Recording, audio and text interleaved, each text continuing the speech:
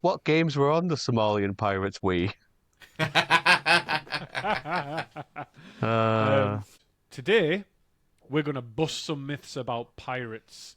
We're going to talk about the barrel. Did it exist? Did people take turns in it? Or is it just a load of gays at sea? Who knows? it Who is. knows? Today, we're going to talk about the history of piracy from the Silesian. Oh, Sicilian. no, it's Silly, not. the silly No, sods. silly. Hang on, right. Tell you what. Celine Tell Dion. you what. Tell you what. I'm just gonna Don't start again. No, don't. just Cylindrical. gonna Cilician Celiac disease. Cilician coast. It's Turkey. It's off the coast of fucking Turkey. The Cilician coast. I forgot where I'm going with this. Hello, welcome back to Think Tankards. This is a podcast where two comedians and myself discuss weird history and pop culture. Today is a Chris episode, which is me. And my name is Chris. My name is Ian. And my name is Nathan. As I've tried to say over the last couple of minutes, we're going to talk about the history of piracy. We're going to start with the modern day, and then we're going to work backwards, and we're going to bust some myths along the way. So that's where we're at, lads. I will say right at the beginning, sea shanties were never sung by pirates, nor ever really sang at sea. Complete myth. Well, to be fair, I sing them. I sing them at work. It gets people riled up at work, and lots of people join in. I used to do it in the kitchens when I worked in kitchens as well. Used to sing a few sea shanties there. Well, you're actually the closest to the actual proper historic uses. They are work songs, and Yeah. that's what they are. And it actually comes from like West Africa. But we'll get there. We're going to cover that towards the end. So I'm going to do a fantastic cold open. Does it work if you call it a cold open? I don't know. Has to be a first time for everything. So in 2009, in the Somali fishing town of Harardere, the local pirates, and imagine living in Somalia and having the local pirates. It's like having a town Hello. rapist. It's very quaint. The local pirates did something that no pirate did during the golden age of piracy. They institutionalized themselves. The pirates in this fishing town and around the area set up a stock exchange for piracy. This was a way where this was a cooperative in very much the same way that the Cunny Funts Comedy Collective is a cooperative of like-minded people helping each other out and like pooling their resources. The pirates, the Somalian pirates of Harad here, did exactly the same thing. They put together a cooperative where ordinary people could buy a stake in a specific hijacking and collect a dividend when the ransom came in. So you could buy a stake, you could invest in a piracy expedition, and you would benefit from it. This story was first made like broadly aware to the Western world in 2009, December 2009, by Reuters. And a reporter, Mohammed Ahmed, was walked around the entire operation by a former pirate. And the pirate stock exchange began with 15, they call themselves maritime companies, and it grew to around 72. And of those 72 companies, crews perhaps, 10 had successfully hijacked a ship at the time of this story being written. For those of us who aren't soulless corporate fuckers, a dividend is your slice of a profit if you own a share in something. So if you own a share in something, that thing makes a profit, you get a dividend, which is a slice of the money. The more shares you own, the larger your dividends are after the profit comes in. But here, the profit is a ransom of human beings. Because that is the most valuable cargo, generally. It's ransoming the humans. And the share could be paid in cash, weapons, or useful kit. So you don't have to have cash on you. You could donate a rusty grenade. and you would then own a percentage of the next hijacking. And that isn't a figure of speech, by the way. Everyone from this story, there was a 22-year-old woman called Sarah Ibrahim, and she told Reuters, so this is all fully documented, she told Reuters that she put in a rocket-propelled grenade, an RPG, that she'd received in her divorce settlement, and in return, she received $75,000 38 days after her initial investment. So she put in her RPG from her divorce as equity, which returned a 5-figure sum inside 2 months. And I dare say, has Elon Musk or Zuckerberg done anything like that? I don't think so. I mean, there are other forms of piracy that could be associated with those names, but nothing quite as flash. You think they'd take Pokemon cards, or does it have to be useful things? Unless they're shoving them down the throat of French sailors to gag them, probably not. It could be like burning them in front of people as a sort of torture.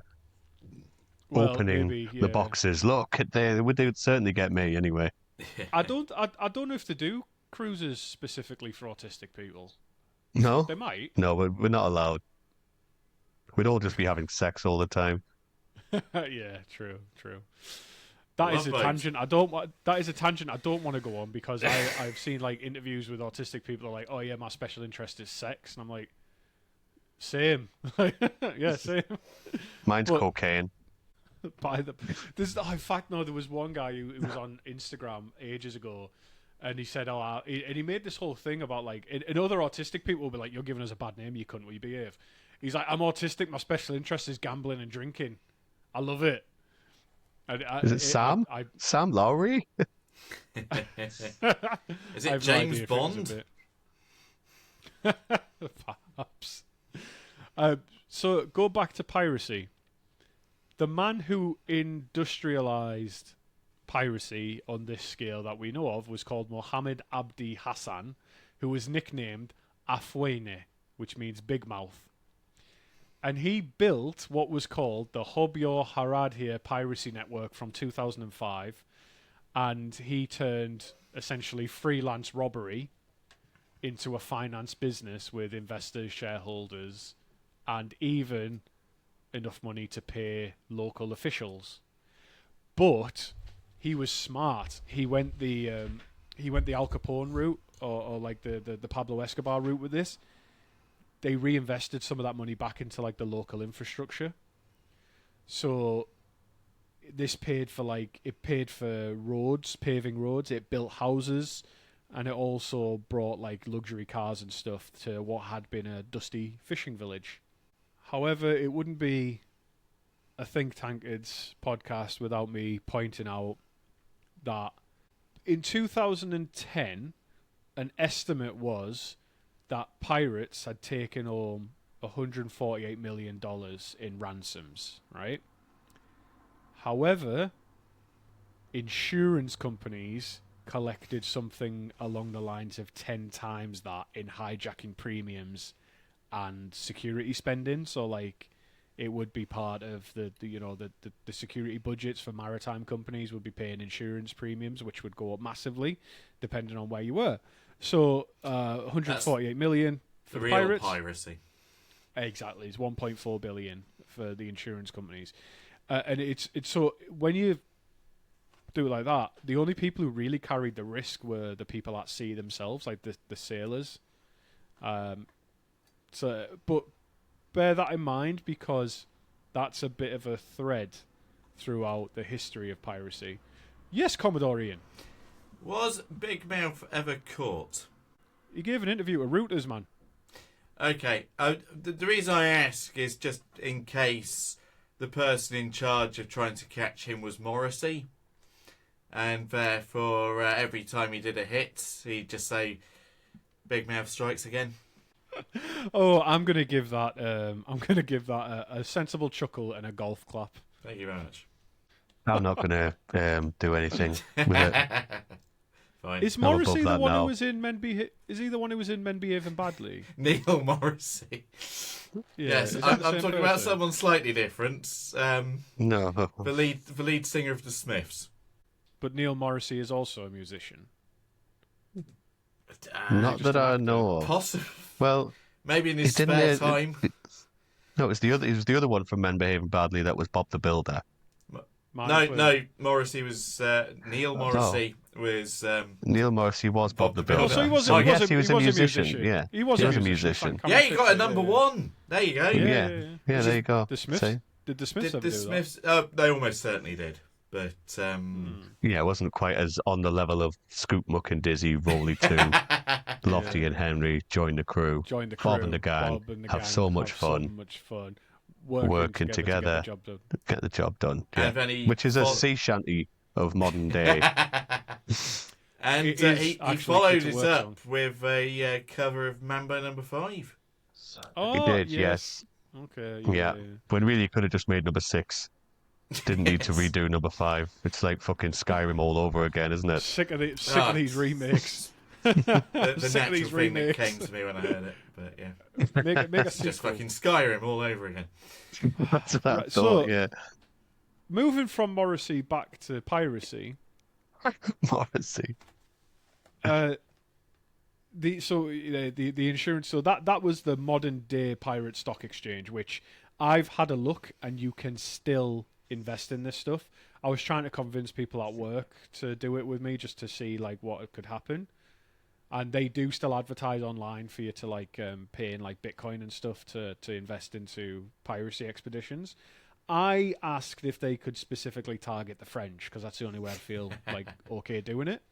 You are English. But that being said, after the World, I'm not even a football fan, but after the World Cup stuff, Doesn't that's matter.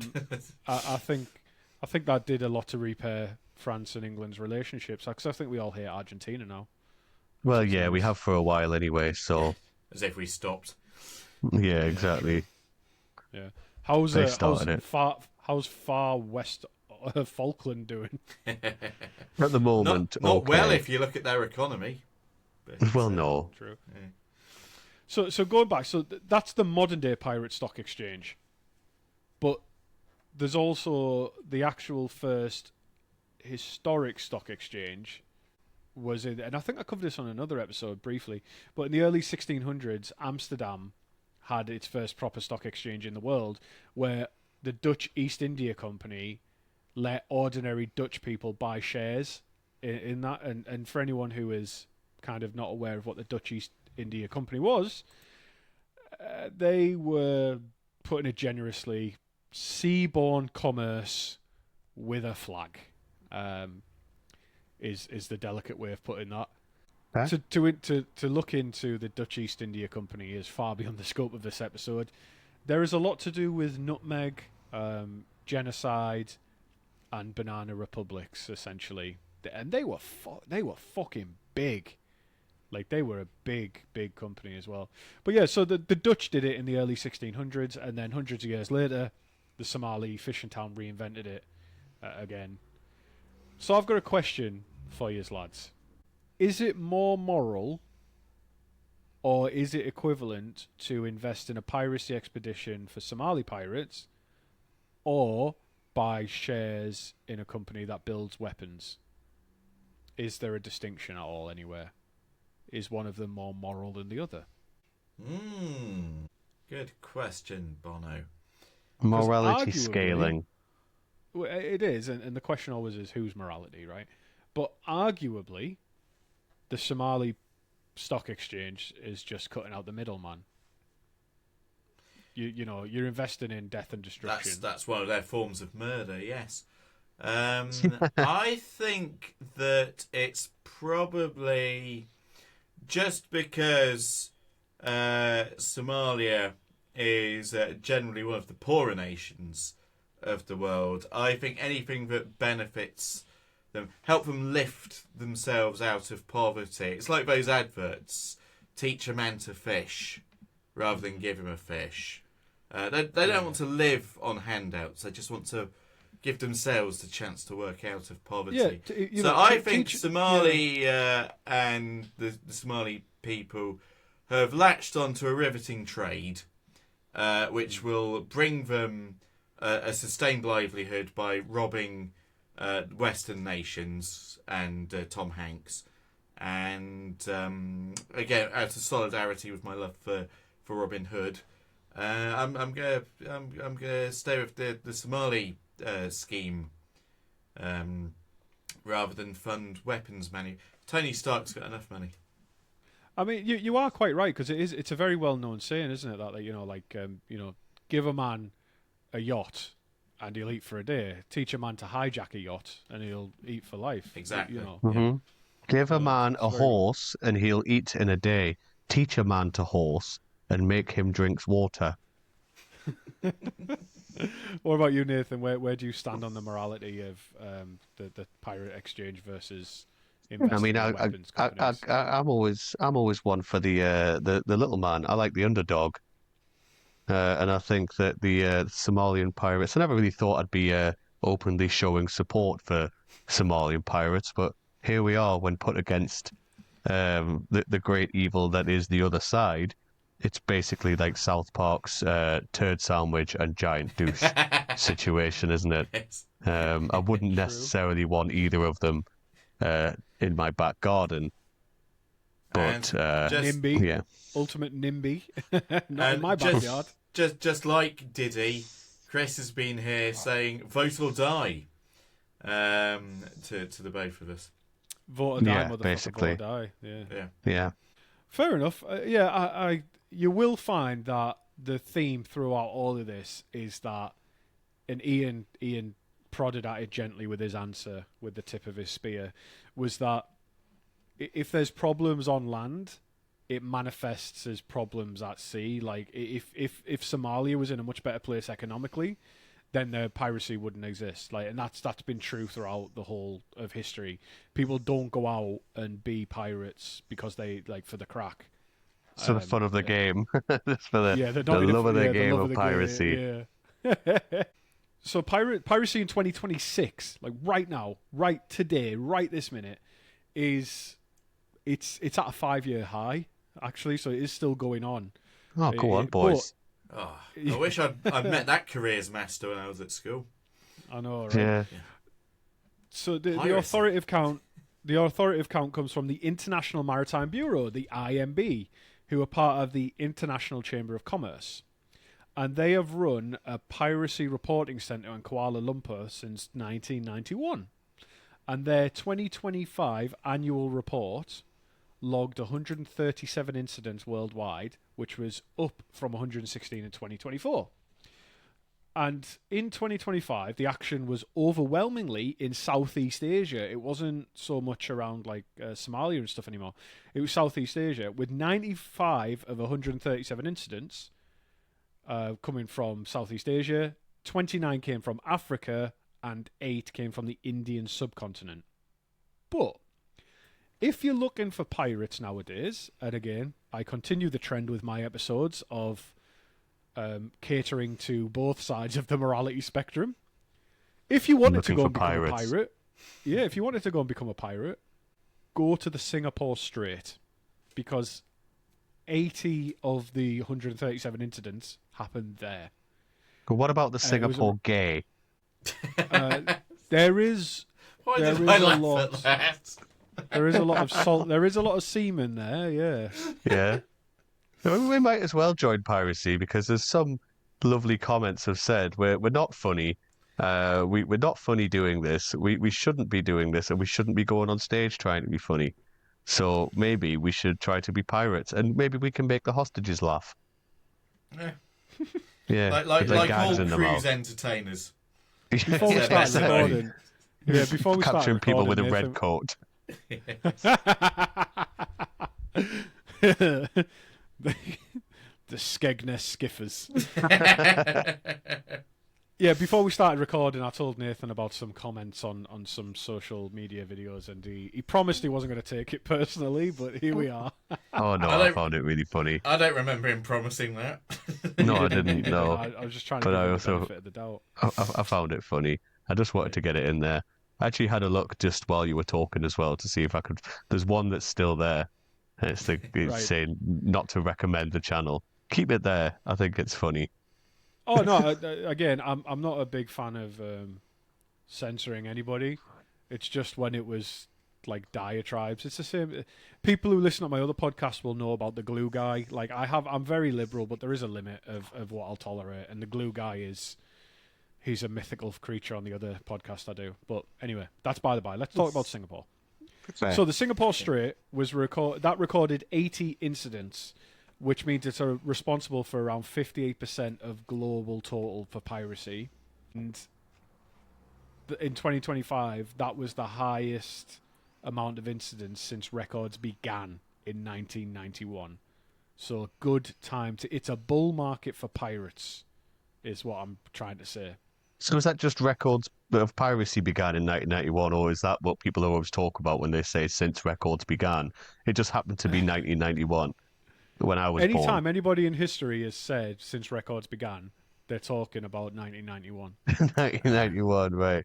Yeah. No, if you'd have listened to the previous thing I said, this was the Piracy Reporting Centre was set up in Kuala Lumpur in 1991. You twat. Kuala Lumpur sounds like a disease for small bears. Koalas. Welcome back to Think Tank Kids, a podcast where one stand-up comedian and one wannabe and me. Yeah. Well, that's not fair. I do very well on the open mics. Just because I've not come second. Testing. In a... 1 2 1 2 testing. Yeah. Yes, it's working. Yeah, that's all I do. Sorry, I'm up a height. Yes. Koala's best known for chlamydia. Yes, they do have yeah. chlamydia, yeah, and having with fingerprints the same as ours. Really? Back away from that. Mm-hmm. Yeah, no, they do. Yeah, they have like unique sets of fingerprints that are most linked to ours, even more than primates. Oh God, I would love to commit a crime and leave koala fingerprints at the scene. Yeah, Just Koala Sarge, you're not going to believe fingerprints. this. That's the name. That's the band name for this week is Koala Fingerprint Crime Scene. Absolutely. Yeah. Yeah. Boss, you're not going to believe this. We found koala fingerprints at the scene, and the victim's got chlamydia. we better let Bradburn go then. Despite the chlamydia. Yeah. And there's that guy who fucks someone and then try to blame it on a koala. That's how COVID started. Yeah. True. Not That's true. Not true. That's why it started mainly in Australia first. Yeah. Australia first. They're a right-wing Australian group. Oh. Anyway, let's carry on. Yes. Let's carry on. Yeah, so the Gulf of Guinea off West Africa, they've only got 21 incidents, but they are disproportionately nasty incidents. And we'll go into the different types of crimes. It's not just a case of stealing ships or like ransoming people. That's not the pirate crimes. Like there's more to it.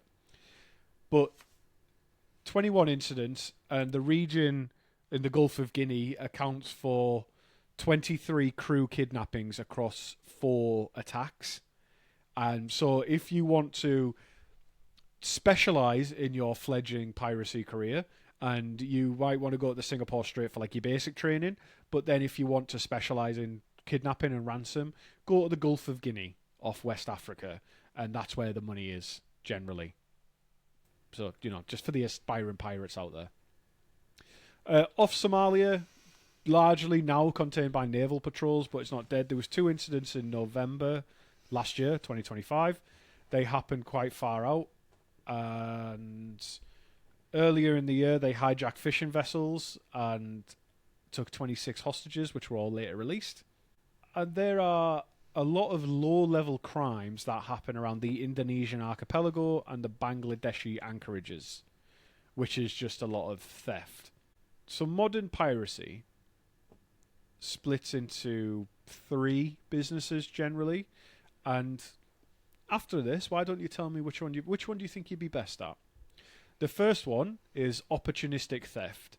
So this is the Singapore Strait model. This is what happens there. Small groups board either slow moving or anchored ships at night. They grab engine spares, scrap metal, cash, crew valuables, anything not nailed down. Basically, it's burglary at sea. It's quick. Generally, it's non-violent, and the IMB rates the majority of these incidents as "quote unquote" low level. Then you've got kidnap for ransom, which is the Gulf of Guinea. The cargo is ignored. It's besides the point. They're not interested. The crew is the asset. Sailors are taken off the ship. They're then taken ashore, and they get squirreled away into the creeks of the Niger Delta, and they're ransomed. And that is where there are accounts that I read. Some people record horrific treatment at the hands of pirates. Some people report it as basically just a non-stop party until they get to go home. So, bit of a dice roll. I mean, and I guess pirates, it depends. Well, I guess it also depends how professional your pirates are, because they're like, yeah, you're an asset. There's no need to be a dick to you. We know you're going to get ransomed, so let's just have a good time until you can go home. And of course, when you're a professional pirate, you don't have to wear a suit. No. Now, Yes, that is a that's reference true. to a song from Muppet Treasure Island, Okay. in which Tim Curry plays Long John Silver, and he and his band of Muppets try and convince the comedian Kevin Bishop, who is playing Jim Hawkins as a boy, to join the group and sell out Kermit the Frog. But if you know your Treasure Island lore, good ultimately triumphs. Well, I did okay. not know that, but thank you. Thank you for that one. I am surprised I'm in a room with people who were not immediately au fait with Muppet Treasure Island. No, sorry, my I wife- have to my deal wife with is enough the Muppets Muppet lover. in my other life. My wife is the Muppet enjoyer, and my daughter. Well, we know that. Not me. Zing. She's got her hand up my arse now, actually. So, then the third one, the third model of business is hijacking the whole ship. This is what we call pirate classic. The Somali model.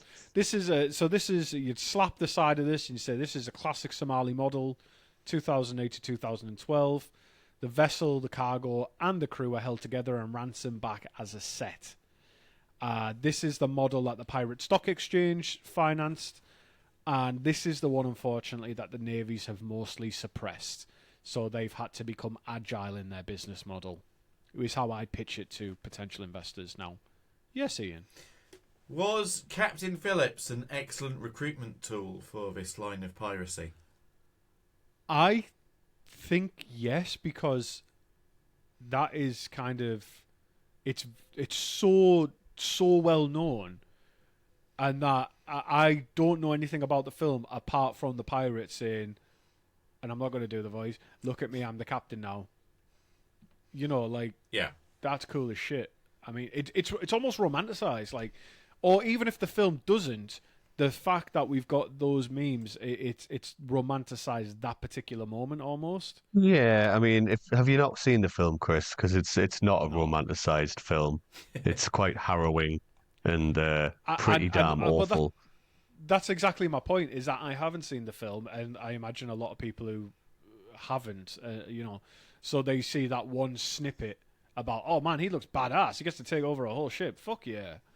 So yeah. Oh no, you you know, should watch it. It's really good, and Tom Hanks is fantastic in it. He's incredible, especially at the end. I think is some of the best acting I've seen Tom Hanks do. I think Captain Phillips would be a much different film if it was some of those party pirates, and it was And just like Muppets. yeah, or Muppets, yeah, the Muppets, Captain Phillips. That would be great. So to go back to the question, what type of pirate do you think you'd be? Would you be Yeah. opportunistic theft, kidnap for ransom, or hijack for ransom? I am going to go opportunistic theft, and you sold me on slow moving. Um, I think it's just too much effort to do everything else. I'm not a very threatening person.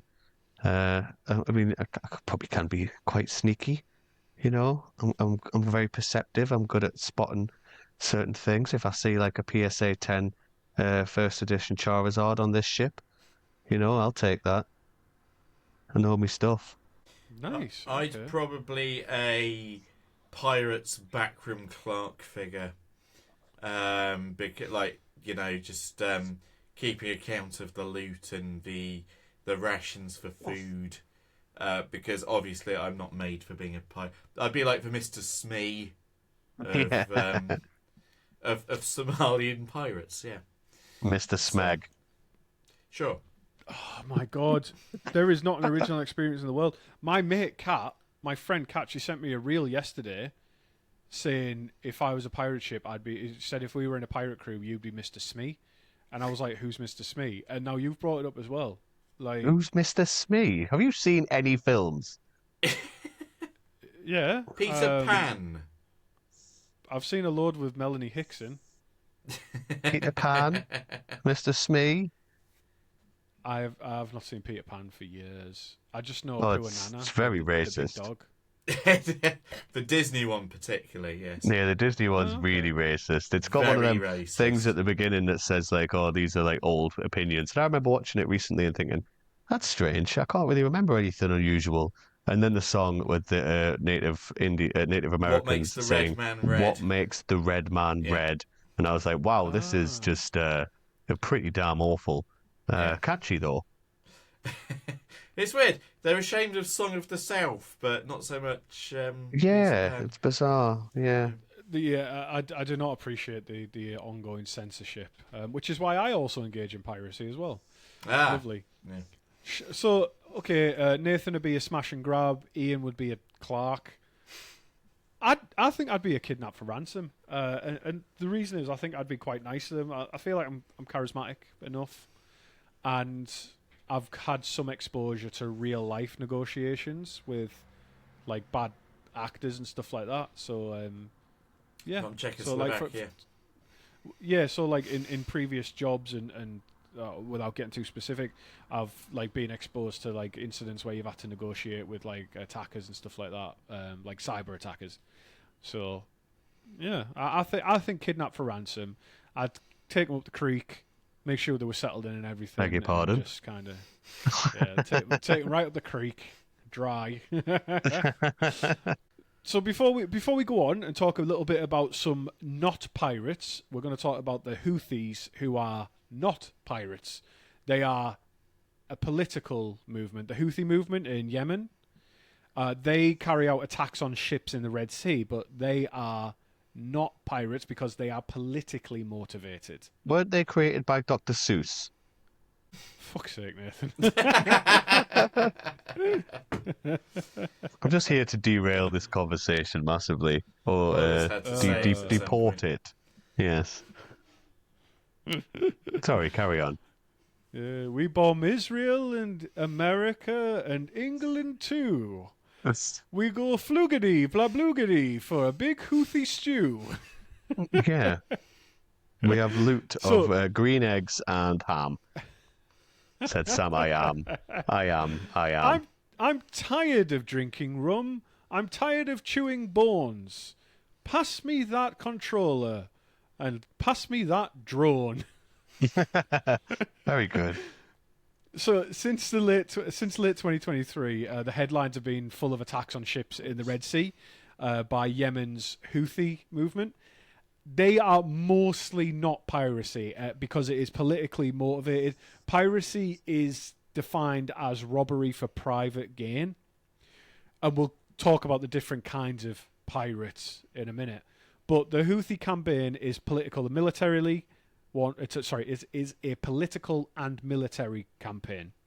It was launched in solidarity with Gaza and is aimed at ships they associate with Israel, the United States, or the United Kingdom. They are not after. They're not after spare engine parts. They're not after any of that. Like, this is a political action. They fire ballistic missiles and drones to make a point, essentially.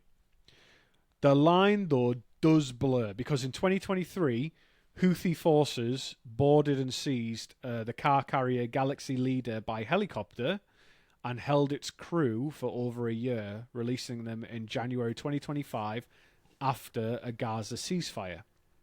So seizing and holding a crew on the face of it is piracy, but the motive wasn't ransom, it was leverage for political acts. And across the wider campaign so far, more than 100 vessels have been attacked, 4 ships have been sunk, and at least 18 people have been killed. Now, though, it is a very much up-to-date thing. Currently, they've threatened to resume. I don't know as of today what they're doing, because this is a minute-by-minute kind of update. Like, it could change day-to-day what the Houthis are doing. But that's the one that I wanted to cover off, because it's not piracy, but it is a lot of things you'd see in common. Does that make sense? It does, yeah. Cool. So I am gonna we'll have a little palate cleanser, because I love this. You know I love words, right? So I went looking, and I was like, right, what are some words associated with piracy that I can dig into the origins of? Boy, it got weird. The term kidnap isn't it's like it's linked to piracy. So the term kidnap comes from 1680s slang, which is kid, child, plus nap or nab. And this was coined for the snatching of children to ship as indentured servants to the American colonies. So shipping off small children to wealthy people in America has been going on for hundreds of years. Ransom, so the other word is ransom. Ransom comes from the Old French, from Latin redemptio, which means it is literally the same origin as redemption. Mm-hmm. Which means, so like a ransom and redemption, it means the same thing. Like you are redeeming this person for a value. Yeah. Which is such an interesting one. But the what, we've got loads of etymology in this episode, by the way, lads. But what blew my tits right out the window and hit my neighbour, the word average comes from seafaring and maritime stuff, which just, what the fuck? So, average comes from the Arabic arawiya, which means damaged goods. So when cargo was thrown overboard to save a ship, the loss was shared fairly amongst all the merchants involved in that expedition, called the avaria. So the average came from that. Marine insurers still call this general average, and they use it as the mathematical splitting of sea losses, which is because you've also got that insurance part thread there as well. Like insurance is still involved with all this, but a word that we use so much came from not only Arabic but also specifically to do with the ocean. That's just the fuck. I can see it coming from Arabic due to like all the numerals that we use are like mainly Arabic numerals, aren't they? And average is also a mathematical term. So yeah, it kind of makes sense that it's all intertwined. Yeah, and it goes further. It goes much, much further. But before that, we're going to move off modern day piracy pretty much forever, and we're going to do a lot more. We're going to do some more etymology after that. But Bye, let's have a little Somalian breather. pirates. Bye. Bye. They're Thanks for sailing off. listening. Oh shit! They've still got Ian. Oh no. Don't worry, I'll confuse them with a modern day piracy question. Would you steal a bicycle? Would you steal whatever that advert was in front of the videos for the longest time? Yeah. Oh yeah. You wouldn't download a car. Yeah. You wouldn't Fucking would. steal a policeman's hat, take a poo in it, and then send it to his grieving widow. The IT crowd, yeah. Yeah. Big up Graham Lennon. Your turf hero. Yeah, he's one of my best friends. Friend of the family, friend of the pod. Yeah. So the question be like, if you put yourself in the body of a young Somalian child. If you were a young I person think in I'll a be fishing thinking town, 40 years to life. What's right? if you were a young person in a fishing town and your waters had been essentially wrecked by foreign trawlers and overfished, I'll be doing 40 And years to life. Sorry. and the, You're and the talking about government, Grimsby. yeah, well, if your government couldn't pay for a teacher for you to you had no education, and a man offered you a share in a hijacking, would you go? I fucking would. Yeah, probably. If I had nothing else 100%. on. Well, if But, it was well, Grimsby, you have nothing else on. If it yeah, was true, Grimsby, yeah. yeah, it's what everyone does in Grimsby. They're actually in the running for Town of Culture coming up, which I don't You, really understand. I'm not sure you what do know culture. that is a smokescreen for shittest town most in need of a makeover. And I completely agree. Hence, previous winners being Liverpool, Coventry, Hull. Yeah. Yeah, I completely agree in that Hmm. case. Yeah. Yeah, I mean, that's the same thread as that you'll find through this episode again and again, right? Is that the piracy is a symptom of big issues on land. Essentially, that is it's that, and you'll often find that the pirates are not they're not the biggest profiters from it because it's all around insurance and stuff like that. Yes, Nathan. What is the morality of piracy of the Big Issue magazine? If you're pirating that magazine Yeah. sold for charity, what is the morality scaling For of the- that? The So for anyone homeless. who's not in the UK, there's not in the UK. The Big Issue is a magazine that is sold by homeless people. A charity gives it for very cheap or gives them a big bundle of the Big Issue to sell. They sell it on the corner as a way to make a little bit of money for themselves. So the morality question is, if you pirated the Big Issue, Mhm. is that immoral? I would say your motivations matter. If you are desperate to read the Big Issue, first of all, you've got other things wrong in your life. But if you're that desperate to read the Big Issue, fine. But I think, personally, it's the motivation for doing it. You are defrauding the homeless. That's great. That's like the same as you defrauding the disabled from Pokemon cards. I mean, That's true. I may sound like someone who has never bought an issue of the Big Ish, Yes, you do. Yes. Thank you for coming, everyone. but I've bought at least 3, and I Wow. think that the writing is actually beyond the slander that was put across by Chris there. Now, granted, Yeah, it's been a I- while, so it could have gone down. I've never actually bought it. I've only pirated it. I just do slow moving boardings and I jump on the back and take it off them and then run away. Just wait until they're asleep.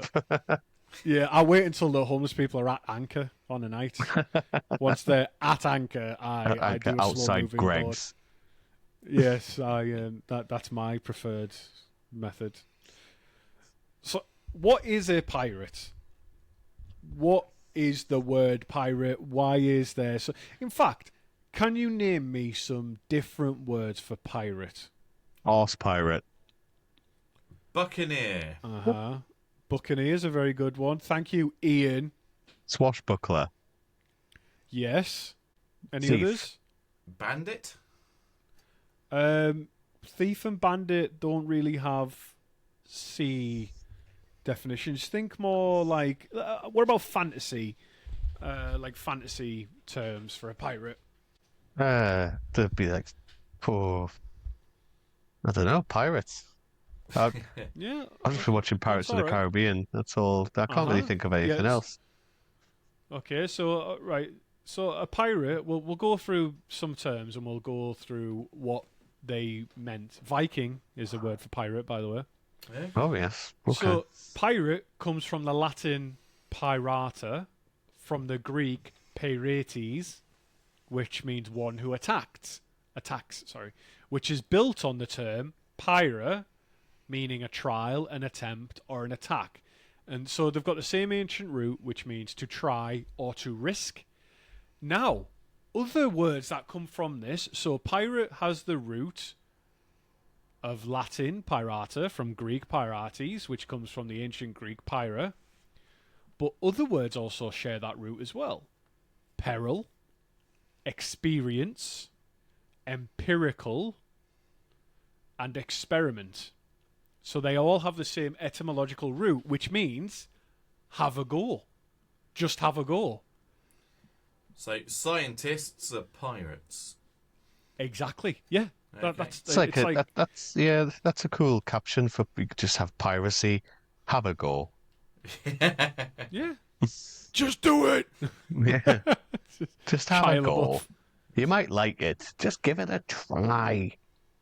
Yeah, I mean, every experiment is a little bit of piracy. You're trying to steal a bit of knowledge from the universe. That's what you're going out. So yeah, so pirate means have a go. Someone who attempts it. Someone who has risks. And that's where we also get the word peril, experience, empirical, and experiment, which is just fucking awesome. I love that. But that is a word that didn't become used in England, in Old English. Sorry, didn't come used in England until around the 15th century. Because it was Greek derived, so it had to make its way across the world.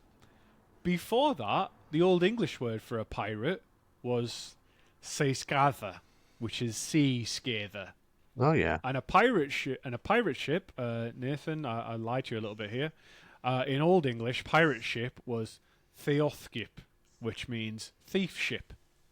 Ah. So that is what Old English would call pirates, is sea scathers, and they would call a pirate ship a thief ship.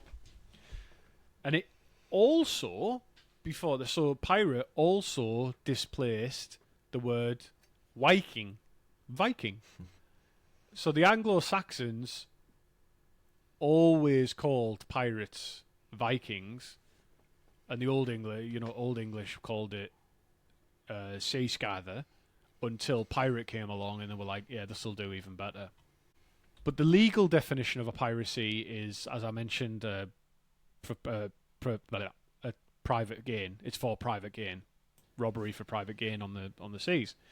But almost every government in history that has had some presence on the sea has used pirates in one way or another. The distinction with a pirate is that in the law of nations, pirates are not acting on anybody's authority. But the moment a state hands you a license, and they did a lot, you become something new. And the difference is, completely different. And I think I covered this on... Did I cover this on some other episode where the difference between a pirate... Oh, no, I'm thinking... Sorry, I did an episode on my Lord of the Rings podcast about the Corsairs of Umbar, which are the pirates in Lord of the Rings. Right. A lot of this was kind of like crossed over. So, Corsair was another word for pirate as well. So, the moment the state sanctions your piracy, you become a privateer. And yes, that is in the Captain. That is in the Pirates of the Caribbean films as well. I think Jack Sparrow become a privateer at one point? Like, isn't he? He's commissioned or something. He works for the Crown, I think. Yeah, well, I think he is working under. Is it the Commodore? The Commodore of the time. Yeah. And he doesn't. It's not very long lasted. He doesn't do it for very long. Mm-hmm. It's almost like he doesn't mean it. No, it's almost like he can't be trusted. So a Johnny pirate. Depp can't be trusted. Oh. I really thought more of this would be about Pirates of the Caribbean. Well, we're getting there. We're getting there. Sorry, I just mistakenly assumed that I could give you some education in it. But we are getting to the fun bits though. There's a Cantonese prostitute who was the best pirate that's ever lived, and nobody ever fucking talks about her. We'll fly through this, right? So a privateer is a pirate with paperwork. A government issues what is called a letter of marque, MARQUE, which authorizes you to attack enemy shipping and keep a share for yourself. Sir Francis Drake, for example, national hero in England, but to the Spanish crown, was Eldrac, or Eldrake, a pirate who happened to have a knighthood somewhere. Now take Sir Francis Drake. The Spanish all despise him, but to the British he's a hero, and we idolise him. Again, Muppet Treasure Island. Thank you. Perfect Right. example, Ian. Corsair, which comes from the Latin cursus, which means running or a raid. And this is a Mediterranean flavour of piracy, right? This covers... Now, this is really interesting because there's two types of pirates, and they're basically just crossing each other in the ocean with slaves from each other's lands.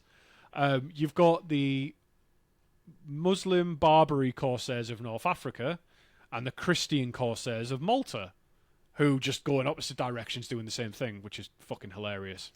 Do they do like bus drivers when they pass and just wave? Yeah. Yeah. Oh, there's my mum again. They got her. Fucking told her not to wear yellow. A buccaneer, which is interesting. So I laid a clue a few weeks ago about this word. Buccaneer comes from the French boucan, or however the fuck the French would pronounce it. This was a wooden frame for smoking meat, which was borrowed from the Caribbean Arawak word.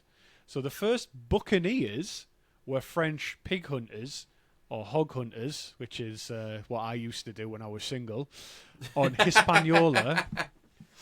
And All right, so Obelix. they would smoke their meats on these frames. And when the Spanish drove them off the land, they had to take to robbing ships instead. So the French meat smokers, the French hog hunters, were chased off their land by the Spanish, and they started robbing ships as well. But a neighbouring Taino Arawak cooking word, barbacoa, gave us barbecue. So buccaneer and barbecue are literally next door neighbours in terms of origin, and they come from the people. Okay. Which is how fucking cool is that? That's good. Yeah. Sorry, I'll rattle through this very quickly. Freebooter and filibuster. So filibuster is a pirate word, and it's used now in politics, but it comes from the Dutch vrijbuter, which means free booty. Yeah, it does. And that Dutch word goes into French as filibustière and Spanish as filibustero, and finally washed up in the US Senate as filibuster, which is the practice of stealing from a debate by talking until everyone gives up. Ah, yes. What the fuck? So it's essentially piracy. It just means who are you fighting for? Whose flag are you under? Determines what kind of pirate you are. Yeah. It's like the difference between a freedom fighter and a terrorist, isn't it? Depends on who's looking at what side of it. Well, I mean, the question is, like, so from that distinction then, in modern day, what is the most respectable real-world job that's just kind of legalized piracy? Like, ticket resale, well, scalpers, we've talked about that. Yeah. That's patent, honourable. patent or patent trolls, payday lenders, like... I think we've said it already. Insurance. Yeah. Yeah. Stock just legalized market. piracy. Yeah. Digital sale of video games. Water companies. Yeah. Yeah. Oh, water companies, yeah. Yeah. Toilet scrubbers. What are they stealing? They're stealing. You sound Joy. like they're stealing my shit, Steve. They're stealing my DNA. They're stealing my art that I leave in the toilet. That's what they're doing. They're ruining it. There's that job of people who have to wank pigs off to get the semen. They're stealing just the jobs for people who want to do that. Really. Anyway, carry on. Right. Okay. So Nathan's just kind of loving life. Swashbuckler is a term that comes from... I've got more here, but I'm not going to go into them all because I want to get into the ancient history of piracy. But swashbuckler is the last one I'll talk about. Swash is the sound that the sword would make, and buckler is a small shield. So swashbuckler is someone who bangs their sword against their shield. Yeah. So it's like an onomatopoeia for the first bit, and then a literal proper noun of...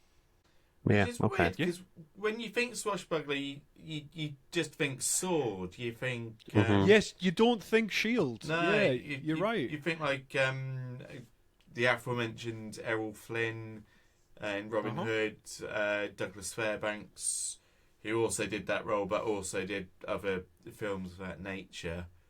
Yeah, Yeah. Yeah. it's mental. See So BBC show Swashbuckle.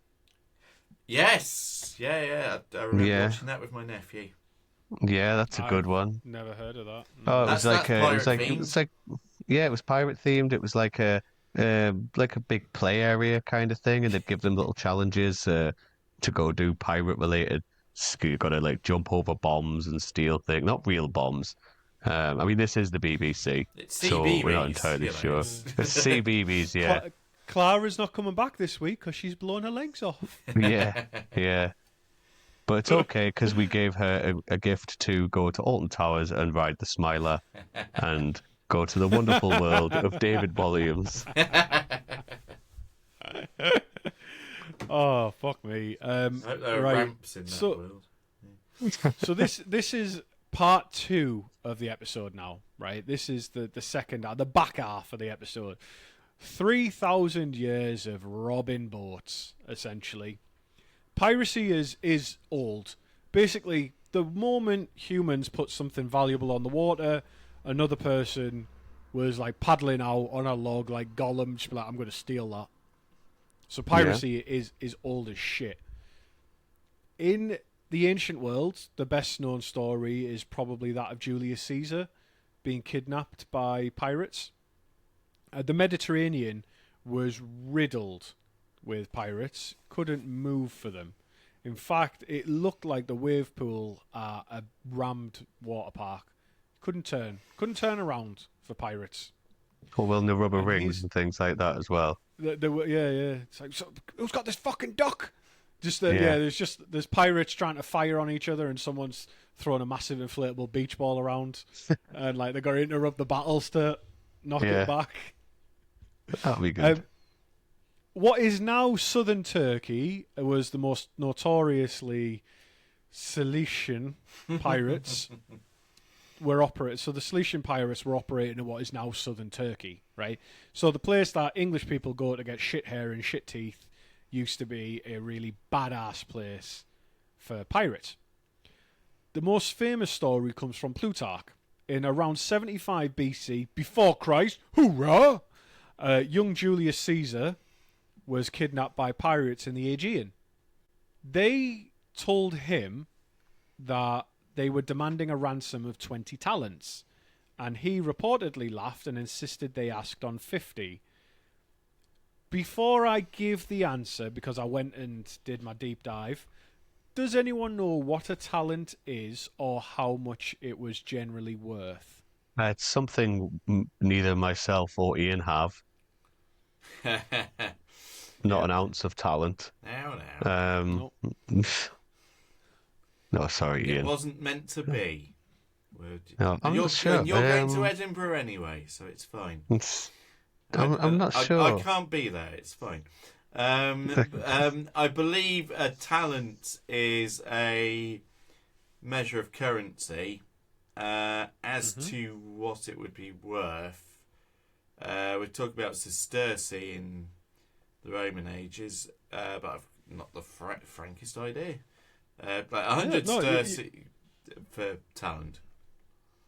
Yeah, you're in the ballpark, right? So, a talent was a weight. It was an ancient unit of measuring value in Greece, Rome, Middle East, Old Testament type shit, right? It was used for measuring precious metals, usually gold or silver. So, in this instance, they asked for 20 talents of silver for Julius Caesar, and he said, no, you should have asked for 50. But a talent, 20 talents was worth roughly 300 years worth of the average labourer's daily wage. Okay. So some estimates put 20 talents between 10 and 13 million US dollars today. And this little So shit says no, it should be 40. 50. He said 50. Yeah. So that would put his ransom at around $30 million is what they were asking for. And Julius Caesar was kidnapped, so he spent his captivity. He joined in the poem. He joined in the games with them. He recited them poetry, and he cheerfully told them that one day he'd come back and crucify the lot of them. And they thought he was joking, and he wasn't. He did. That's our Julius. Yeah. Some boy. Yeah, good guy. I hope things end well for him. Yeah. Right. He knew how to make friends and influence people, and there was never anything like upsetting a lot of people. There was never anything bad that was going to happen. Karma comes for us True. all. Now, as people who listen to this podcast and who know me in real life know this about me, I'm a big fan of Pompey the Great. So 8 years later, What? Pompey the Great, the Roman emperor, was Pompey the Great a Roman emperor, or was he a general? You're the I think he was fan. an What are you emperor. asking us for? Well, I know him on a personal level. Oh, right, We don't okay. talk about work. We don't talk about Oh, work. fair Anyway, enough. Pompey the Great is given power by Rome to clear the seas. So he divides the Mediterranean into zones, and he sweeps it methodically from west to east, and he breaks up the pirate networks in a matter of months. But what is key here is that Pompey didn't just kill and punish the pirates. He resettled lots of them inland and gave them land to farm. So he understood something that we don't seem to understand now as a society. And just like, that the Emperor Diocletian, understood about price gougers and scalpers, that the Romans seem to understand the reason behind the problems. That piracy is just a jobs issue. They didn't have a way of making money, and like you'd said about the Somali lads, right? You didn't have a way of making money, so that's how you did it. So you're saying give ex-cons council housing? I'll say that there's a reason the Scandinavian countries have a very low recidivism rate. Okay. I'll take that as a yes. Death metal my is the position reason. on it. Black metal. Black metal. Yeah, I've been telling everybody I know about black metal. Good. It is harrowing. So then we fast forward a few hundred years. From the late 8th century, Scandinavian raiders terrorized the coasts and rivers of Europe. This is a bit close to home because the Lindisfarne raid of 793 was an act of piracy, essentially. The reason the Vikings came from the sea, robbed us. They also would do it at sea as well. Robbed the shit out of Lindisfarne and then returned to the sea as well. Viking is just a different branding. That's all it is. It's the same acts, but it's coastal raids is still piracy. Viking raids are still piracy. Like it's just branding. I'm still not over Lindisfarne. I still carry a just grudge. I was like, scar. fuck you. I was watching the World Cup. I was like, fuck you, Haaland. Yeah, damn right. Yeah. Yeah. 1,000 Bede years would of have hated hurts, you. more like. Bede would have hated you. Yeah, chaps. Vengeance for bees. After all these years. Another great name for a band. So this one next bit is it depends how American you are, I suppose, how offended you might get when we talking about this. But from the 16th to the early 19th century, the Barbary corsairs of Algiers in Tunis, Tripoli, and Salé raided across the Mediterranean and out into the Atlantic, right? So they were going for a long time, the Barbary corsairs. These were massive slavers. Their whole goal for being out and being pirates wasn't to collect cargo, it was to collect people. They captured Europeans and sold them into slavery in North Africa. They went pretty much the opposite way. And the historian Robert Davis from the Ohio State University estimates that between 1530 and 1780, there was somewhere between 1 to 1.25 million Europeans enslaved by the Barbary states. So the figure is debated, and I do have to call that out. And other historians, for example, Peter Earle, think that Davis might be on the high side. But even the most cautious numbers run into like the many hundreds of thousands. But the point I'm trying to get to here is that for a period in the 16th and early 17th century, more Europeans were enslaved in North Africa than West Africans were enslaved in America during the peak of the Atlantic slave trade. Gosh. And it's kind of, and it's like, it's not, the important thing, of course, is that it wasn't racial slavery. They weren't just like, oh, fuck the Cornish. Like, it wasn't, that wasn't like the rationale Have for no it. use for the Corsairs. Cornish. Yeah. Yeah, like, the Corsairs took whoever they could catch. And more importantly, Europeans who were captured would sometimes become renegades and join the crews as well, and they convert. But it also cuts both ways. Like I said earlier, Christian corsairs from Malta and elsewhere would enslave Muslims by the same logic. So Muslims would go out to Europe for Christians. Christians would go out to like wherever they could for Muslims. Everyone was just fucking enslaving everyone. It was a slave economy with religion as the line that divided you. It wasn't so much like black and white. It was Allah and Jehovah.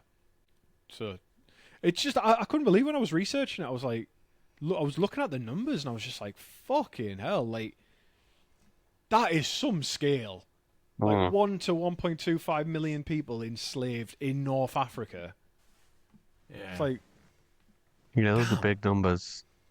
this is so there is a place called Baltimore in West Cork in Ireland, and there's something called the Sack of Baltimore in 1631, and he was warned and told to put it away, and then the next night. But on the 20th of June 1631, corsairs from Algiers, led by a Dutch person who converted the sneaky fuck. He was called Murad Reis the Younger. They landed at night in the village of Baltimore, and they dragged away at least 107 villagers who were mostly English settlers. They took them from their beds and carried them off into Algiers, and only 3 were ever known to have made it back to Ireland. Well, do you think one of them didn't wake up at all? Imagine, when you just like brought, you brought from the car as a kid into your bed and you were asleep. You just, I was just thinking woke the up. He's like, worst. where the fuck am I? I was thinking worse. I was imagining Joe Home Alone, where he's like, he wakes up and he's in the house by himself, and he's just like, I made my family disappear. Like they'd had an argument. 19th of June, 1631. You have an argument with your wife, and you say, I wish I'd never met you. Next day, your kids and wife are gone. Along with the rest of the village. Yeah. But this was so traumatic that the village itself disbanded. Like, they moved inland to a place called Skibbereen, and Baltimore was deserted for generations, like for decades. They couldn't face going back because they were scared it would happen again. And that would be fucking terrifying. And it happened elsewhere as well. There was Penzance in Cornwall was raided in 1640. Inspiring the musical. The Pirates of Penzance by Gilbert and Sullivan. Ah. It wasn't full really. of this, aren't you? I mean, that is literally a Gilbert and Sullivan light operetta. It is completely unrelated to any kind of mass historical tragedy. So that was a highbrow joke that we just did not get at all. I try, and one day I will persevere. Yeah. But, yeah. I think we just need to do more film episodes, because like that's how you trick us into being people you can hold a conversation with. Julie Muppets Treasure Island is next. Yeah, pretty much. Yeah. In 1627, corsairs raided Iceland even, and the Icelandic people still call this the Turkjarij, the Turkish abductions, and they carried off hundreds of people. And it's fucking mad that there was a period in history in Europe and like Iceland and places like that where you were terrified that pirates would come in the middle of the night and kidnap you. I never Yeah. think of that. No, it's not a Like, worry of I mine. w- No. I think we're a lot Fairly fatter now enlightened. as a human race, so it would take a lot more pirates to kidnap me. Um, yeah, yeah. Mine I would probably The just go ships can't hold willingly as us. well. I fucking wouldn't. So, and this one is what do you know when you have those moments where you realise that like Cleopatra and woolly mammoths were alive at the same time, like when you have those historical kind of jarring moments where you're like, what? Yeah.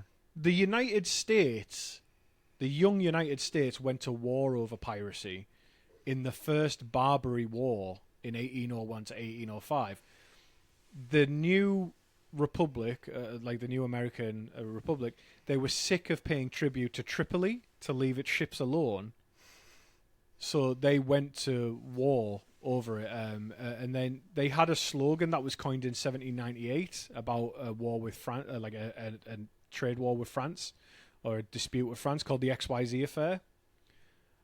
And the Americans reused the slogan for the Barbary pirates where they said millions for defense but not 1 cent for tribute. And they went to war to basically say, leave our fucking ships alone. We're not paying tribute for you to not hijacking like kind of piracy against us. And it is still used in the US Marines songs today.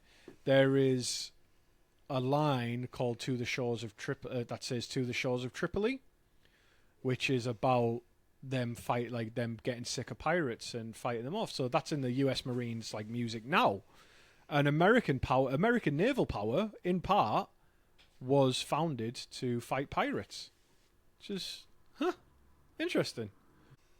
The golden age of piracy was 70 years, 80 years at the most. That's quite good. Yeah, a good run. Yeah, you'd think it'd be centuries. So, like, everything we think of about pirates comes from pretty much this 80 years. Hmm. Like, everything about pirates in pop culture is from about this 80 years, which is 1650 to 1730. So this was the Caribbean, the Black Flag, the Parrot. It was created by the empires, England, France, the Dutch. They spent decades licensing privateers, legal pirates, to rob the Spanish. But when these wars ended, particularly the War of the Spanish Succession in 1714, there was thousands of trained, armed, unemployed sailors that were just dumped onto the docks. There was no war for them to fight anymore. There was no livelihood. They weren't needed. And so they kept doing what they'd always done, which was fucking up the Spanish, but this time they didn't have the license. Yeah. So it's that grand tradition of countries making their own enemies that they're later trying to Yeah, a bit like stamp Al out. Qaeda and like Yeah, ISIS yeah, and yeah. yeah, we Or made you to Argentina fight. in the World Cup final. Their Yeah, license to Exactly. fuck up the Spanish. Take that, you cheating bastards. yeah. Animals. exactly. That's what they are. Animals. Darn right. We're going to cover... what have I got? I've got 4 famous pirates. Now, I'll ask you what you know about each of these. Okay. What do you know about Black Bart? Black Bart. Is Black It's a Bart recolouring the of- same as Black Beard? No, 2 separate people. Okay. Then Then Black nothing. Bart is a recolouring of a famous Simpsons character. That's what I was thinking. A race swapped he was- Simpsons. Yeah, no, he was a Welshman. He had a career of 3 years, but in those 3 years, he captured over 400 vessels. Wow. He was a busy boy. Wow. So 900 days, 400 vessels. Did they all just have leaks on them? Yes. Did you get it? Yeah. Yes. Welsh people like leaks. Boats can leak. Yes. Honestly, what am I doing? I got it. Wow. Fucking hell, that's a good one. Yeah. Yeah. Cheers. I'm Cheers, sorry. everyone. Cheers. I'm not good with humour. That's why I'm the other one. Yeah, but no, I've heard of Black Bart, but I haven't actually. There's no information about him in my brain whatsoever that I can recite. I didn't know he was Welsh. Like, I forgive me, Welsh listeners, but I'd never think of the Welsh people as being pirates. But No, fair no, dues. well, He was shepherds. called Bartholomew Roberts, so Black Bart. That he captured 400 vessels in his career from 1719 to 1722, which was more than all of his like peers at the time. Although the count did include a lot of fishing boats, so he was padding. I think he was padding those numbers. But he dressed in crimson silk. He banned gambling and banned women aboard. But he also, and this is very important, he insisted that his crew be in bed by 8 o'clock. Yeah, I've Sharp. heard this. Yeah, I have. Yeah, Yeah, that was Black Bart. He was a control freak by all accounts, and he preferred tea to rum, allegedly. he was gay then. I don't know. He might have just been a nice fella, and that's just his friend who stays with him in his cabin. They're just friends. Just Roger very the good cabin friends. boy. Yes, sir. Aye, sir. That's not even his name. No, that's not an instruction. So and this is interesting because I studied pirates when I was at university because I did sociology and it was fucking fascinating. But Black Bart was responsible for some of the pirate codes, and he introduced things like every pirate had a vote on matters of importance. Like everybody on board that ship had a vote. The plunder was shared by a fixed scale, but he also had injury insurance, which meant that anybody who was injured during an expedition, they were compensated from the common fund before anybody else got paid. So they take the plunder, take out what you need for people who've been injured, then distribute the rest evenly. Oh, And he also had ship surgeons as well.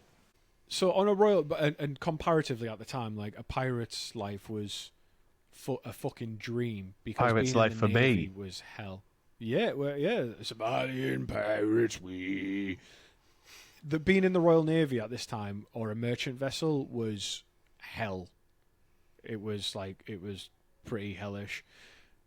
You'd be flogged at the whim of a captain or abandoned like penniless on the docks if you were maimed. Like the pirates looked after you. Yeah. And this is anecdotal because it didn't come to me while I was doing my research, but I remember from university, pirates even had like primitive kind of gay marriage, and there's no joke in this whatsoever.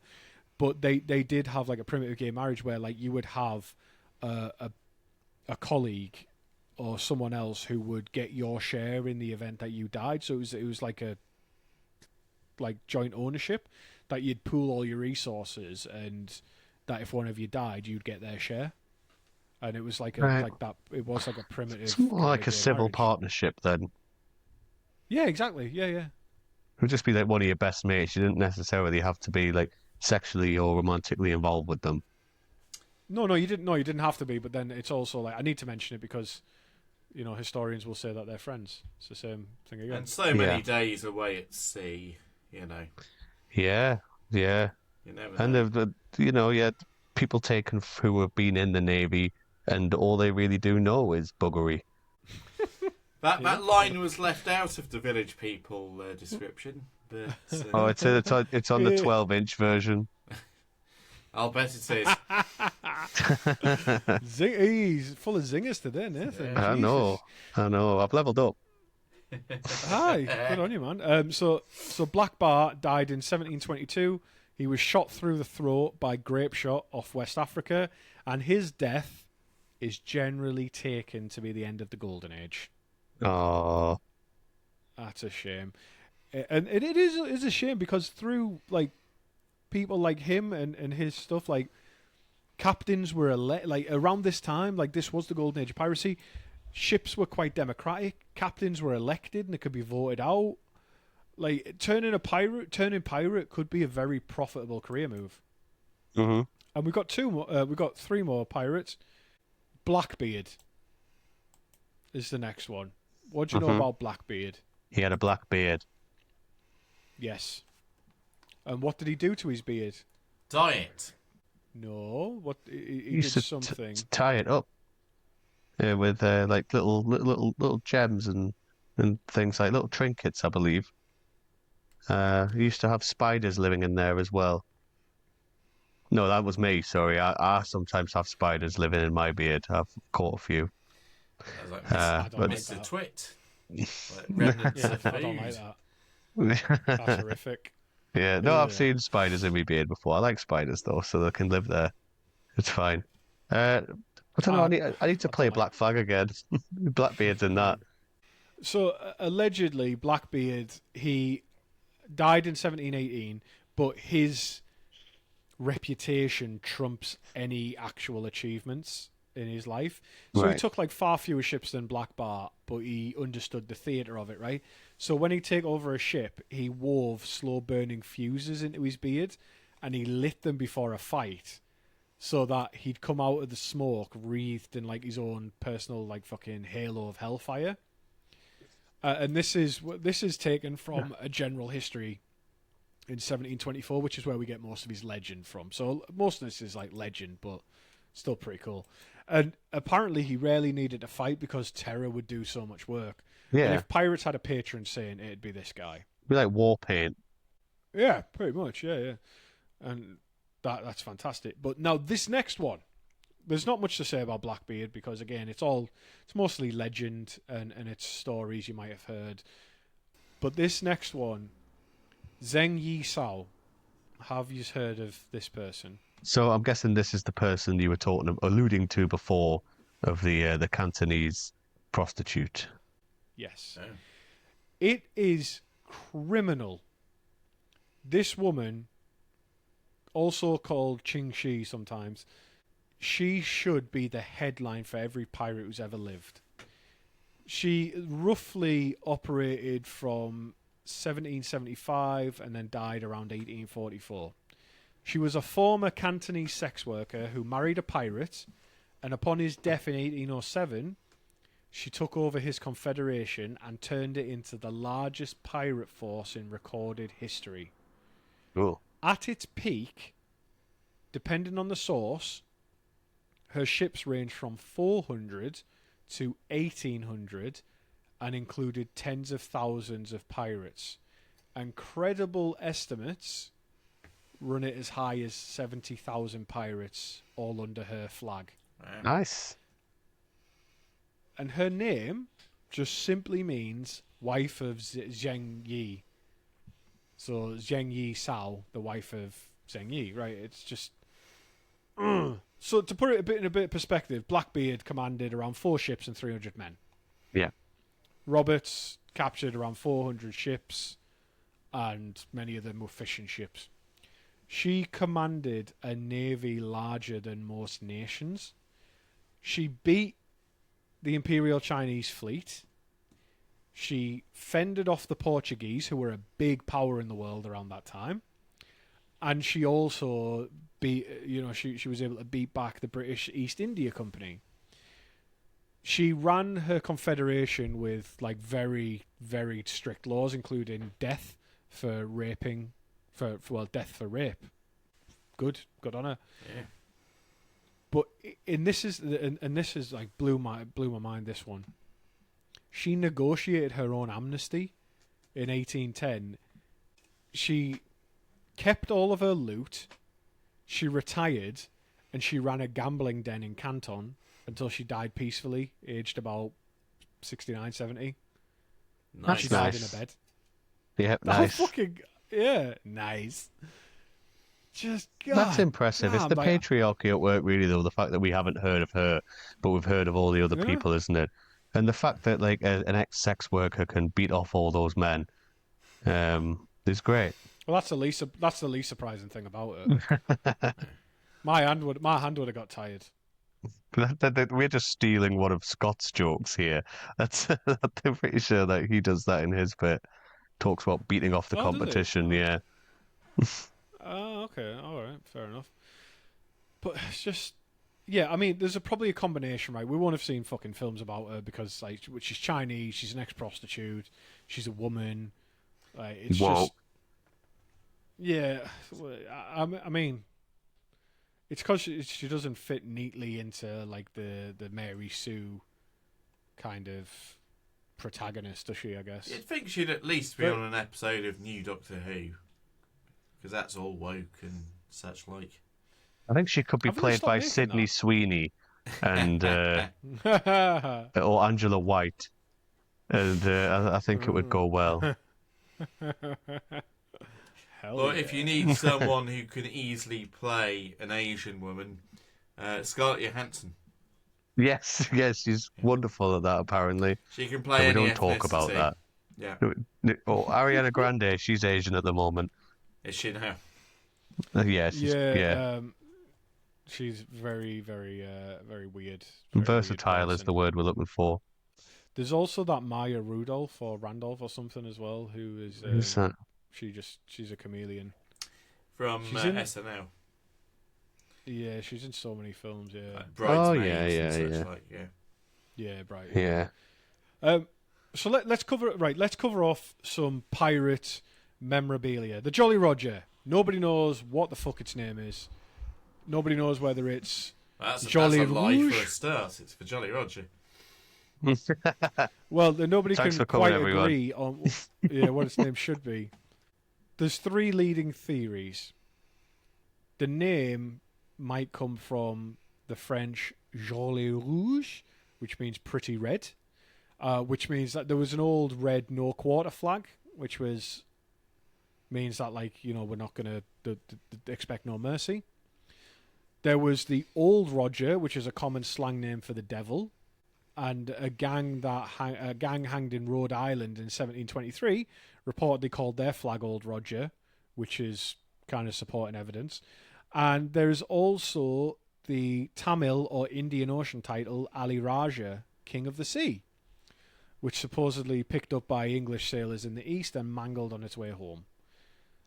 The first time we ever see Jolly Roger written down is in that same book, 1724, A General History of the Pirates by one Captain Charles Johnson. But this book, it's who knows how trustworthy it is. We don't know really who wrote it or whether it was just fantasy or what. I mean, to be just- fair, when it comes to books, whole religions have been built off that, despite the fact that we don't know who the hell wrote it and whether it's all fantasy or not. Yeah, true. So let's just give them the benefit of the doubt and start following them blindly and starting wars in the names of Charles Johnson, CJ. Yeah. Ah, shit. He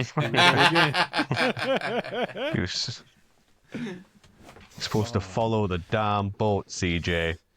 This is drug money. All you had to do was follow the damn boat, CJ. I'll take 2 number 9s. I will say that is my absolute tip-top favourite GTA game. It is had, very good, yeah. Had me and my brother, who is also an educated ginger pale person, speaking of Bonics for about 2 months. So Right. Oh, I just- would love to see just that. dropping I would the love to N-bomb. see that. it's yeah, and shit and all that. You a buster, CJ. My wife dropped the N-bomb Oh. the other day. she? Yeah, I just come back from seeing My Chemical Romance, and I was singing the song Helena, which goes, "What's the worst thing I can say?" And then she said that. I was like, well, yeah, it is. But I was actually quite taken aback. I've never heard her say anything like that before. Cancel my wife. Was she doing the whole South Park episode? Naga. Yeah, that is what she With said. apologies to Jesse Jackson. I'd like to solve the puzzles. Now, I'm going to ruin this good mood Sorry. because Shanties were almost certainly not sang by pirates. Oh, well, we knew that anyway. It told us that at the beginning. I know, but now I've got to actually explain why. Go on then. Shanties are work songs of the 19th century merchant marine, and they are designed to coordinate hauling and heaving. Yes. Pirates raided fast and travelled light. They had songs, but the shanties as we know them are a Victorian industrial shipping phenomenon. Yeah. So that whole yo-ho thing is just a later invention. I do apologise to everyone. You'll be telling me Captain Birdseye doesn't exist next. Sit down for this one. Oh, Although, no. until I was in my late 20s, I thought Captain Birdseye and Bernard Manning were the same person. Bernard Matthews, not Bernard Manning. Yeah. Bernard Manning's turkey dinosaurs. Yeah, like I just thought it was like an old bloke, and I thought it was all the same person. One person who Bernard ate Manning I heard grew one- up their own pelvis bone. Well, like I heard, like I'd watched like one of his sets or something. Like I'd watched one of his sets, and I was like, "Wow, how did he pivot to seafood? That's really impressive." Chuck the so turkey funny. Twizzlers back in the face and tell them to fuck off. That is so funny. So, going back to shanties, a shanty was a tool, right? A shanty was a tool. Her song with Ja Rule fucking sucked. Oh, God. It's laugh a minute at the moment. Shanty. It is. Yeah, take that, YouTube commenter. Yeah, take that. Sweaty bastard laughing. 456. We're laughing. Yeah. So raising an anchor or a heavy sail by hand needed dozens of men pulling in perfect time. So a shanty man Where's Scott sang when a you need line. him? Oh, I know. So a shanty man would sing a line, which was called the call, and the crew would bellow the response on the exact beat that they all heaved. But the song was the timing mechanism, and it took the men's mind off the brutal labour, essentially. And a good overview can be found at the Royal Museums of Greenwich. Yes. The call and response, though, so that call and response, that has deep roots in West African musical tradition. Yeah. So that came into the western side of the world through black sailors and dock workers. And that's like, so shanties has that traces back to like West African. And there was types of shanties. There was captain shanties, which were long, steady rolling songs, and this was for the continuing tramp of walking around the capstan to raise an anchor. That was where What Shall We Do with a Drunken Sailor comes from. Great tune. They would sing that while they were hauling the anchor up, like, walking around the capstan. Yeah, absolute banger, by the way. Oh, yeah, it's fucking amazing. Hauling or short drag shanties were sharp songs with pull landing on specific words. The best example I always think of this is from Les Mis. Do you know the beginning of the movie? It's yeah. Look down. And it's on down. You be, don't look 'em in the eye. Yeah, it's like that. It's the thing that the film really gets that the musical can't quite do on the stage, where you've just got the visuals of them dragging the damn thing into the dry dock. dock, yeah. And it's just like, look down, Uh-huh. you're standing in your grave. It's fucking unbelievable. Yeah. Like, fantastic film and musical. My favourite musical of all time. Absolutely. As I think I might have said before, it should be every patriotic Englishman's favourite musical. A musical about French people's suffering and mostly dying. They had a revolution and it went badly. So they tried another one and it went badly. The end. Exactly. Yeah. And then the last one is Four Bitters. These aren't shanties for work. These are off-duty songs sung for the pleasure at the 4 bits in the evening. In German. So if I thought that's just what I ordered Four before bitter. a set. 4 bitters, please. and salvia. I'll see you tomorrow. So if a film ever shows sailors singing for fun, they're singing a 4 bitter. Shanty is a work song, and by tradition, you didn't sing shanties ashore because Right. that whole album was terrible. So, how old are sea shanties?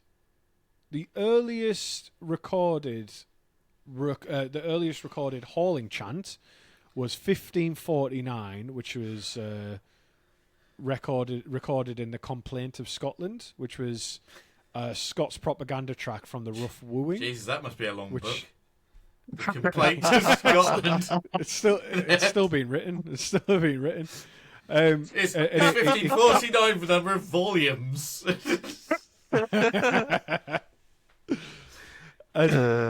This captured a whole set of shanties, including hauling cries like "Hail him up till us." That is the oldest shanty lyrics in print. Right. But the first the earliest recorded proper verse and chorus is 19th century Merchant Marine, like I've mentioned. And this especially came around the American Atlantic packet and cotton trades. So the most surviving shanties can be dated to around 1820 to 1860, which is proper shattering my fucking worldview. Yeah. So, what really fucks you up here, right? The true sea shanty era only lasted about 2 generations before steamboats killed them. Mm. So that it did not last very long at all. And as well, the Royal Navy did not shanty. They never did. And if anyone tells you they did, they're lying. No. Shanties were not. They were not permitted on naval vessels. Orders on Royal Navy vessels came by the boatswain's call and shouted command, and silence was discipline. Oh, so they didn't even sing Shan- like Pet Shop Boys or Sylvester or anything like that. They didn't even do a Bohemian Rhapsody. What? Nothing. No Well, way. they're not do In the Navy by the Village People. Not even a little bit. No. You just got your mouth stuffed with cock meat in silence. Oh man, what a way to I live. know. That does sound I like the know. Navy, actually. It does. Horrific. So yeah, if you ever see the Royal Navy, like any of the navies doing it, they don't do that. No.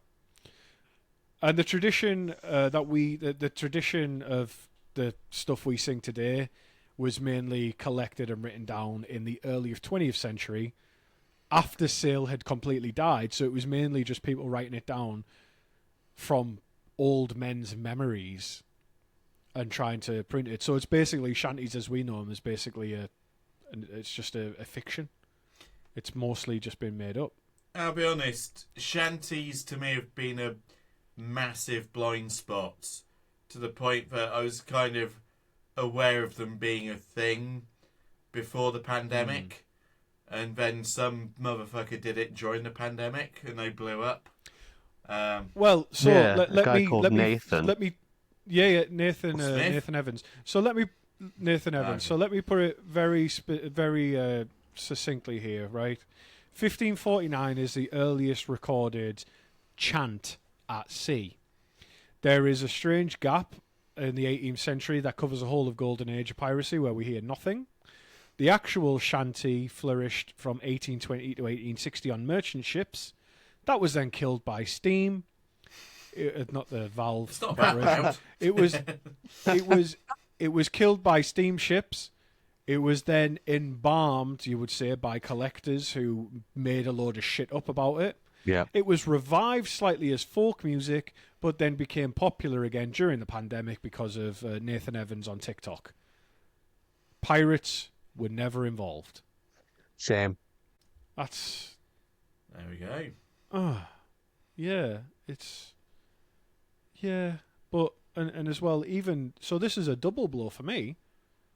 Nobody knows where the fucking word comes from either. No? Shanty? No. Shanty, not really. There's a few theories, as always. The front one is there's a French chanter to sing, so it's spelled chanter, but the French do sh, which is why the cat sounds like shat, which is fucking hilarious. Father Christmas with dentures. Chanter. Santa So Claus. chanter becomes shanter, and yeah, chanty becomes shanty, and the Latin root cantar gives us to chant and to chanter, which is in a church. Then there's the second theory is the lumberjack theory. that North American loggers, not near the sea, lived in camps called shanties, like a shanty town. That's a rough hut, which comes from the French Canadian chantier, which means work site, and they had their own work songs, so it could have come from there and made its way to the sea. I'm a lumberjack Because and I'm okay. I sleep all night, I work all day. Cut down Well, yeah, trees, I wear high heels, suspenders, and a bra. I put on women's clothing and hang around in bars. That one, that's what they sang. that's it. Yeah. The only possible way this could have worked is the log drivers would meet the ships at the rivers, so it could have been someone who picked it up there and called it a shanty and then went from there. Right. And then there's also the last theory that work songs of black labourers who loaded ships in Gulf ports, or West Indian house moving songs, where whole timber houses would be taken across villages on rollers while they were singing. So nobody knows where the fuck shanty came from. Oh, well, fair. It's not, it just doesn't really matter, does it? In the grand scheme of things. Really. No. And we're gonna finish off because we're just about there. There's some other things I could have covered. Finish about, me off. About why people become pirates. It's very simple. If life is shit and that's your only avenue, there you go. Who's the real bastards in piracy? The people who profit from it, mostly insurance companies. Why is modern day piracy on the down low mostly? Because navies work together and the UN works together, and there are forces out at sea that do that. But let's also bust a nut to get... No, let's bust some quick myths and have a little chat about it. Did pirates ever go for buried treasure? No, not really. Never. Never. Not really. No, must not have really. done. There must have been at least one. No, well, probably, but it was mainly made up by Treasure Island. Yeah, okay. That was because pirates, like it's like the mafia, right? The Italian mafia. You'd never find someone with loads of money saved up generally because you earn it fast and share it. Like you spend it fast and you share it out immediately. And then from a logical point of view, you can't run a democratic ship if you're not paying people and instead you're just burying it on a fucking island. Like, these people don't know how long they're going to be alive.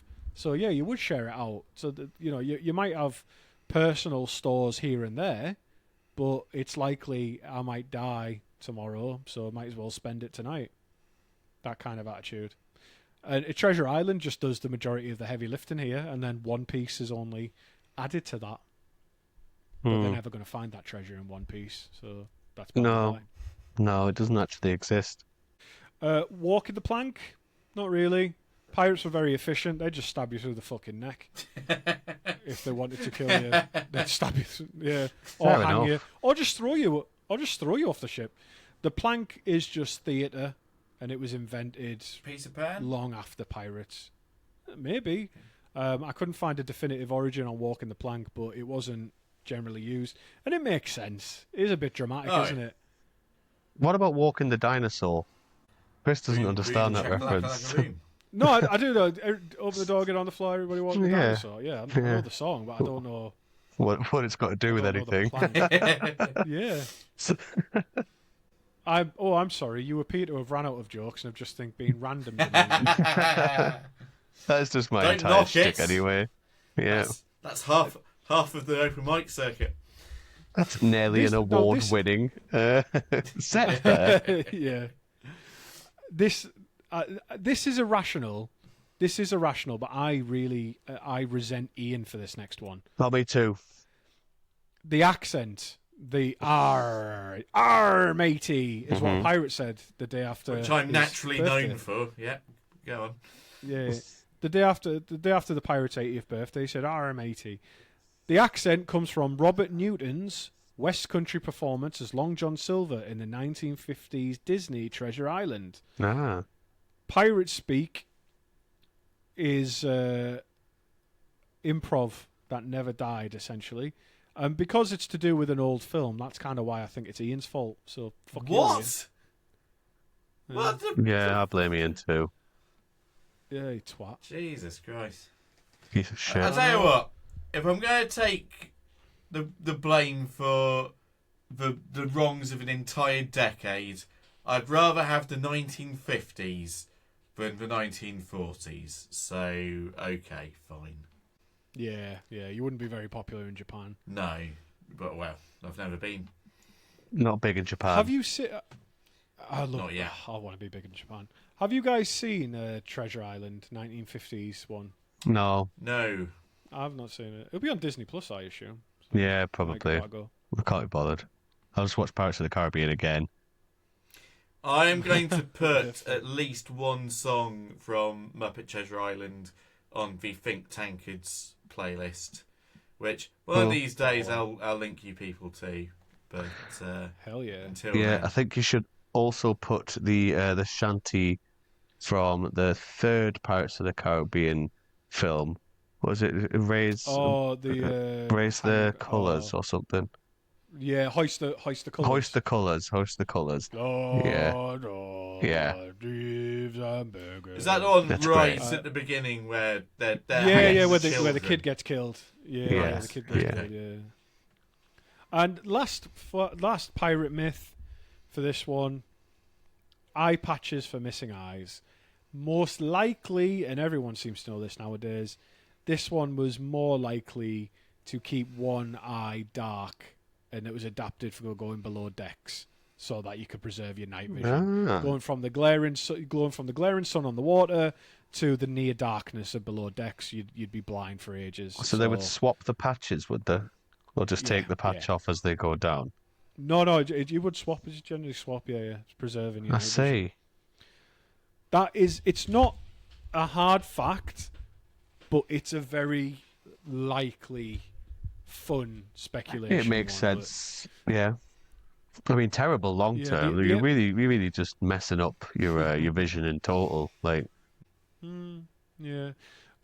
But again, one thing to finish off this episode with is that pirate numbers, pirate accounts, pirate data, all the way from Julius Caesar through to 2026, it is slippery. Like, ship counts and fleet sizes come from either frightened victims who survived, boastful pirates, or survivors who so figures are estimates. They're not hard and fast accounts. Like, it might be better nowadays, but even then we have reported figures of what ransom, because generally in cases of ransom and stuff like that, even if you pay, it's generally not advertised how much you might have paid, because it just makes you a target for other people.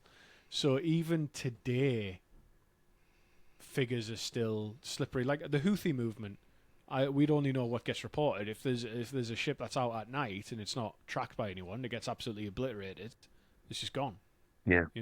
So that's just something to bear in mind. Is that all we've talked about today? There's a lot of finger in the air type stuff.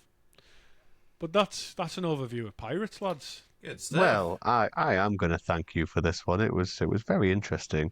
I enjoyed it. I like pirates. I've learnt quite a lot. I've learnt to sympathise more with the Somalian pirates, and it's like, if the stand-up thing doesn't work, then maybe that's what I'll go do.